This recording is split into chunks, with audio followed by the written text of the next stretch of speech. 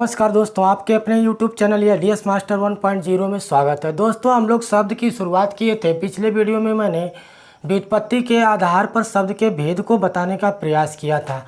आज हम लोग देखेंगे रूप परिवर्तन के आधार पर शब्द के भेद। किसके आधार पर? रूप परिवर्तन के आधार पर शब्द के भेद। तो रूप परिवर्तन के आधार पर शब्द के दो भेद होते हैं। एक होता है विकारी शब्द और एक होता है अविकारी शब्द। समझिएगा बात को। देखो, एक होता है विकारी शब्द, एक होता है विकारी शब्द और दूसरा होता है अविकारी शब्द। विकारी और अविकारी शब्द।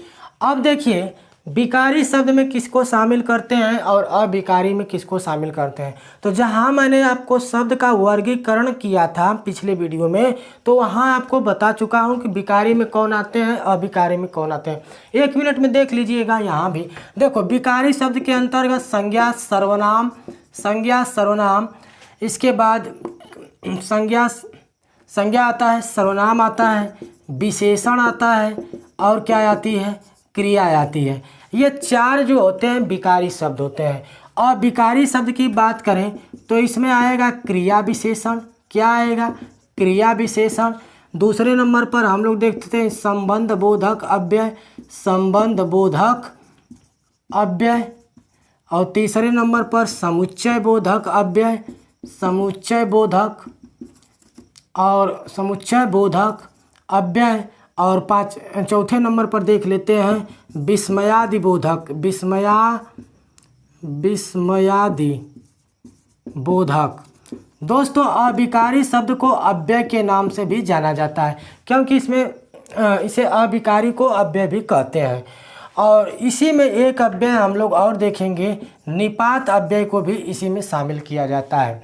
विकारी शब्द किसे कहते हैं, अविकारी शब्द किसे कहते हैं, हम लोग आगे चर्चा करते हैं। आइए, तो इसका स्क्रीनशॉट ले लीजिएगा।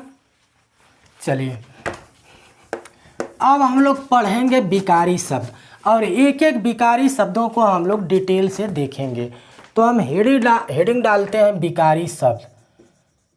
विकारी शब्द, विकारी शब्द किसे कहते हैं? वे शब्द जो विकारी शब्द किसे कहते हैं, सुनिए। वे शब्द जो लिंग, वचन, काल और कारक के आधार पर अपने रूप में परिवर्तन कर लेते हैं, उसे हम क्या कहते हैं? विकारी शब्द कहते हैं। जैसे लिखिएगा, वे शब्द जो लिंग, वचन, काल व कारक के आधार पर या के अनुसार अपने रूप को बदल लेते हैं या बदल देते हैं, विकारी शब्द कहलाते हैं। विकारी शब्द कहलाते हैं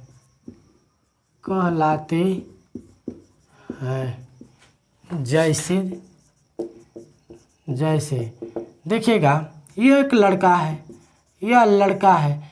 तो लड़का का हम देखेंगे तो बदल देंगे तो ये क्या हो गया? लड़के होंगे। मान लीजिए कोई लड़की है, तो लड़की को हम देखेंगे तो लिंग के आधार पर यह क्या हो जाएगा? लड़का हो गया। या इसी को बदल सकते हैं तो लड़कियां हो जाएगा वचन के आधार पर। तो इस तरह से इन शब्दों के रूप में क्या हो रहा है? परिवर्तन हो रहा है। तो रूप में जब परिवर्तन होगा तो उसे हम क्या कहेंगे? विकारी शब्द कहेंगे। और रूप में जब परिवर्तन नहीं होगा तो उसे अविकारी कहेंगे। तो हम उसके बाद में चर्चा करेंगे। अब हम लोग देखेंगे, एक एक विकारी शब्दों को ध्यान से पढ़ने का प्रयास करेंगे। तो सबसे पहले विकारी शब्द में हम लोग लेंगे संज्ञा को लेंगे। तो आइए हम लोग संज्ञा को देखते हैं। संज्ञा,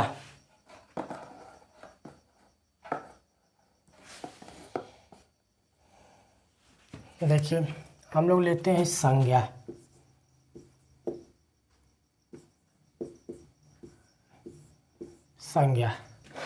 अब देखिए विद्वानों, संज्ञा सम प्लस ज्ञा से मिलकर बना है। सम का अर्थ होता है समान। सम का अर्थ क्या होता है? समान। और ज्ञा का अर्थ होता है जानना। क्या होता है?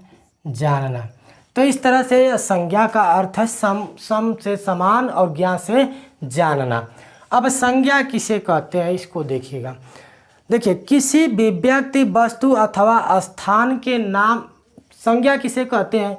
तो किसी भी व्यक्ति, वस्तु अथवा नाम के किसी भी व्यक्ति, वस्तु अथवा स्थान के नाम, उसकी जाति या भाव का बोध कराने वाले शब्द को हम क्या कहते हैं? संज्ञा कहते हैं। तो इस चीज को लिख लेते हैं। किसी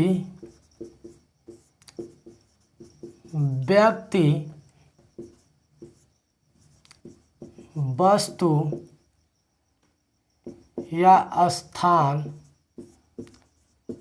के नाम, रूप अथवा भाव का बोध कराने वाले, भाव का बोध कराने वाले, भाव का बोध कराने वाले शब्द को संज्ञा कहते हैं। संज्ञा कहते हैं। जैसे व्यक्ति का नाम, तो जैसे देख लेते हैं। जैसे देखिएगा, जैसे रमेश, यह व्यक्ति का नाम है। दिनेश, वस्तु ले लेते हैं। चीनी, घी, मेज। हाँ, जैसे पर्वत, पठार। भाव के अंतर्गत हम लोग ले लेते हैं, जैसे लड़कपन, बचपना, बचपना आदि। तो ये सब हम लोग देख रहे हैं कि ये क्या है? संज्ञा है। अब हम लोग देखेंगे संज्ञा के भेद। तो यही आपको बता देते हैं संज्ञा के भेद। संज्ञा के भेद। तो संज्ञा जो है 3 प्रकार से होती है। संज्ञा कितने प्रकार की होती है? संज्ञा मुख्य रूप से 3 प्रकार की होती है। हम लोग लिख लेते हैं। एक होती है व्यक्तिवाचक, व्यक्तिवाचक संज्ञा। दूसरा जातिवाचक संज्ञा, जातिवाचक संज्ञा।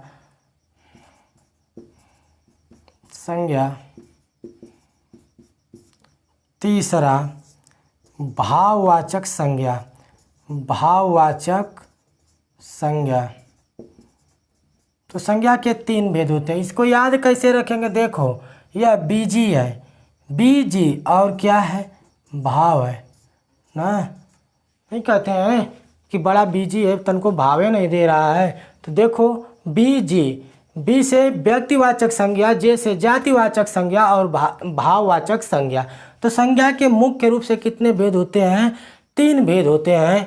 अब देखिएगा, जातिवाचक संज्ञा के भी 2 भेद होते हैं। जातिवाचक संज्ञा को 2 उपभेदों में बांटा गया है। एक द्रव्यवाची जातिवाचक संज्ञा, इसी को पदार्थवाची भी जातिवाचक संज्ञा के नाम से देते हैं संज्ञा। और दूसरा हम लोग देखेंगे समूह, समूह या समुदाय वाची जातिवाचक संज्ञा, जातिवाचक संज्ञा। तो इस तरह से हम लोगों ने संज्ञा का वर्गीकरण देखे। अब हम लोग एक एक संज्ञा को पढ़ने का प्रयास करेंगे। तो आइए हम लोग सबसे पहले देखते हैं व्यक्तिवाचक संज्ञा। इसका आप स्क्रीनशॉट ले लीजिए। चलिए मिटाते हैं इसको।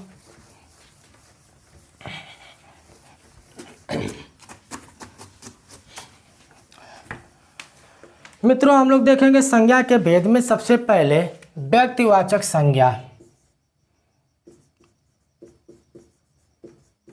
व्यक्तिवाचक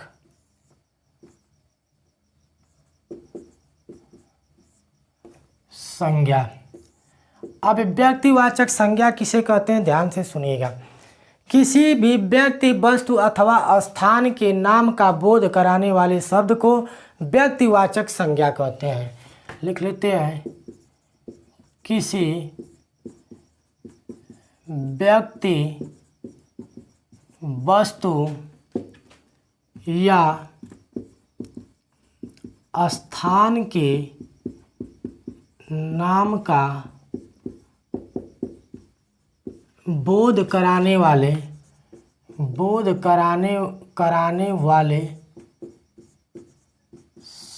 शब्द को व्यक्तिवाचक संज्ञा कहते हैं। व्यक्तिवाचक संज्ञा कहते हैं। जैसे व्यक्तिवाचक संज्ञा कहते हैं, व्यक्तिवाचक संज्ञा कहते हैं जैसे व्यक्ति के नाम, वस्तु के नाम या स्थान के नाम का बोध कराएं तो उसे हम क्या कहते हैं, व्यक्तिवाचक संज्ञा कहते हैं। जैसे देख लेते हैं, व्यक्तियों के नाम, व्यक्तियों के नाम, सभी व्यक्तियों के नाम किसके अंतर्गत आएंगे, व्यक्तिवाचक संज्ञा के नाम अंतर्गत आते हैं। व्यक्ति जैसे देख लीजिएगा, मान लीजिए रमेश, दिनेश, महेश, सरला ना। मान लीजिए कोई कुत्ता है तो कुत्ता का नाम मान लीजिए मोनू कुत्ता रख देते हैं या कुछू रख देते हैं, जैसे मोनू। तो किसी का भी नाम जो है व्यक्तिवाचक संज्ञा के अंतर्गत आता है। जैसे और एक आध एग्जाम्पल लिख लेते हैं, संजय, श्यामा आदि। अब देखते हैं वस्तु के नाम। वस्तु के नाम, तो वस्तु के नाम देख लेते हैं। जैसे वस्तु है मेज, टेबल, उषा फैन, उषा पंखा। दोस्तों ये उषा पंखा भी व्यक्तिवाचक संज्ञा के अंतर्गत आएगा, क्योंकि ये मत दिमाग लगाइएगा कि उषा जो है बहुत सारे फैन होते हैं तो जाति का बोध कराएगा, नहीं। जैसे क्या रमेश नाम का व्यक्ति दुनिया में एक ही है, नहीं, बहुत सारे हैं, लेकिन पार्टिकुलर रमेश एक शब्द का जैसे हम व्यक्तिवाचक के रूप में प्रयोग किए हैं, ठीक उसी प्रकार से जो उषा पंखा भी तो बहुत है, पंखा तो बहुत है, लेकिन उषा कंपनी के पंखे हैं तो यह किसका बोध कराएगा, व्यक्तिवाचक संज्ञा का बोध कराएगा। जैसे लिख लेते हैं, टेबल, उषा पंखा, HMT घड़ी ना, सेलो पेन, सेलो कलम ना,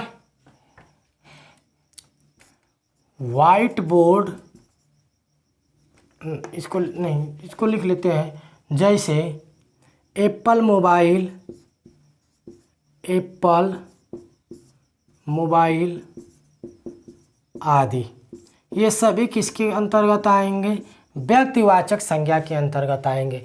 स्थानों के नाम देख लेते हैं। स्थानों के नाम, स्थानों के नाम, तो सभी स्थानों के नाम भी किसके अंतर्गत आएंगे, व्यक्तिवाचक। जैसे आगरा, आगरा क्या है, स्थान है। दिल्ली स्थान है। गाजीपुर स्थान है।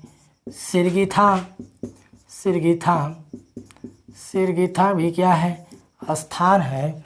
वाराणसी, वाराणसी ये भी क्या है, स्थान है। तो सभी स्थानों के नाम किसके अंतर्गत शामिल होंगे, व्यक्तिवाचक संज्ञा के अंतर्गत शामिल होंगे। यहीं पर एक बात हम लोग ध्यान से नोट करके लिख लेंगे कि व्यक्तिवाचक संज्ञा जो है सदैव एक वचन में प्रयोग किया जाता है या एक वचन के होते हैं। जैसे हम लोग देखेंगे इसका बहुवचन नहीं बनाया जा सकता। जैसे रमेश का क्या बहुवचन बनाएंगे, रमेशों बनाएंगे, नहीं। क्या आगरा का क्या बनाएंगे, आगरे बनाएंगे, नहीं। इसका बहुवचन नहीं बनाया जा सकता। ये सदैव किस वचन में प्रयोग होंगे, एक वचन में। यानी व्यक्तिवाचक संज्ञा जो है सदैव किस वचन में रहते हैं, एक वचन में प्रयोग होते हैं। तो नोट करके लिख लेते हैं, व्यक्तिवाचक संज्ञा, व्यक्तिवाचक संज्ञा सदैव एक वचन में, एक वचन में होते हैं, होते हैं। चलिए अब हम लोग देखेंगे अगले वीडियो में जातिवाचक संज्ञा।